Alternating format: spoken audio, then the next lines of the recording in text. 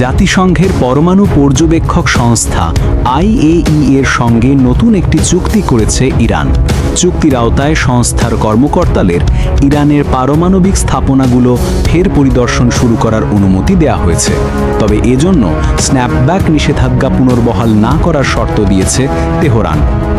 রয়টার্সের প্রতিবেদন মতে গত মঙ্গলবার ইরান ও জাতিসংঘের পারমাণবিক পর্যবেক্ষণ সংস্থা জানায় তারা পরমাণু স্থাপনা পরিদর্শন পুনরায় শুরু করার বিষয়ে একটি চুক্তিতে পৌঁছেছে। চুক্তির আওতায় গত জুনে যুক্তরাষ্ট্র ও ইসরায়েলের বিমান হামলায় বিধ্বস্ত পরমাণু কেন্দ্রগুলোও রয়েছে। তবে এ ব্যাপারে আর কোনো সুনির্দিষ্ট তথ্য দেয়া হয়নি।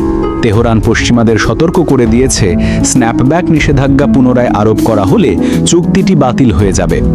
মঙ্গলবার মিশরের রাজধানী কায়রোয় IAEA মহাপরিচালক রাফায়েল গ্রোসির সঙ্গে বৈঠক করেন ইরানের পররাষ্ট্রমন্ত্রী আব্বাস আরাগচি।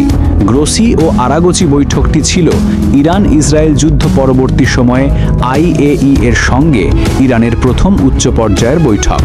ওই বৈঠকের পর নতুন চুক্তিটি স্বাক্ষর করেন তারা। এরপর যৌথ সংবাদ সম্মেলনে আরাগচি বলেন, ইরানের সার্বভৌমত্বকে সম্মান এবং দেশটির জনগণের নিরাপত্তা রক্ষার পূর্ব শর্তে IAEA এর সঙ্গে সহযোগিতা জোরদার করতে রাজি হয়েছে তেহরান। গ্রোসি বলেন, এই সমঝোতা সঠিক পথে একটি পদক্ষেপ। এটি এমন একটি দরজা যেটা এখন আমরা খুলে দিচ্ছি। ইরান গোপনে পরমাণু অস্ত্র তৈরির চেষ্টা করছে দাবি করে গত জুন মাসে ইরানে সামরিক আগ্রাসন শুরু করে ইসরায়েল। ইরানের পাল্টা হামলার মধ্য দিয়ে শুরু হয় রক্তক্ষয়ী সংঘাত। ইরানের 3 পারমাণবিক স্থাপনার পাশাপাশি দেশটির বহু শহরে সামরিক ও বেসামরিক স্থাপনায় বিমান হামলা চালায় ইসরায়েলি বাহিনী। এক পর্যায়ে হামলায় যোগ দেয় যুক্তরাষ্ট্র।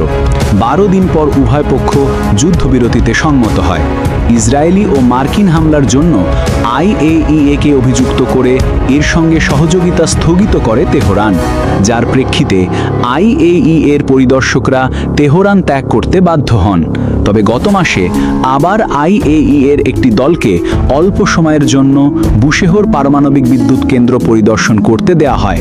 তবে এ সময় হামলার শিকার ফোর্দোসহ গুরুত্বপূর্ণ স্থাপনাগুলোতে প্রবেশের অনুমতি দেয়া হয়নি।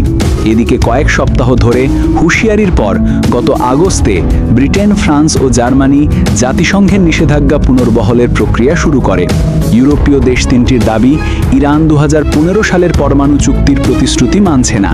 ইরান এই পদক্ষেপকে অবৈধ বলে নিন্দা জানায় এবং স্পষ্ট করে জানিয়ে দেয়, এর ফলে ভবিষ্যতের যে কোনো আলোচনায় ইউরোপীয় শক্তিগুলোকে বাদ দেওয়া হতে পারে।